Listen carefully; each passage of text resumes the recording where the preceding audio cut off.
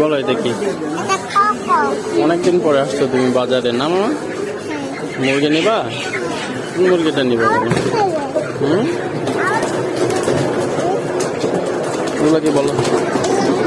মাছ? তুমি মাছও চিনো? হ্যাঁ, দেখ কোন ককটা তোমার কাছে ভালো লাগে, দেখো তো কোন কালারটা বেশি সুন্দর বলো তো? এ দেখো এই কালারটা কেমন সুন্দর না? এটা ভালো লাগতেছে, কামড় দিয়ে দেবো তোমাকে একদম। ধরো না, কামড় দেবে।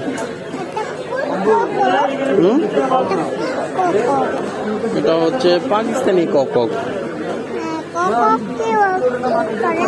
হুম হুম, কক কক কক কক কক কক করে দেখো, ঘুমাইতেছে দাঁড়ায়। হ্যাঁ।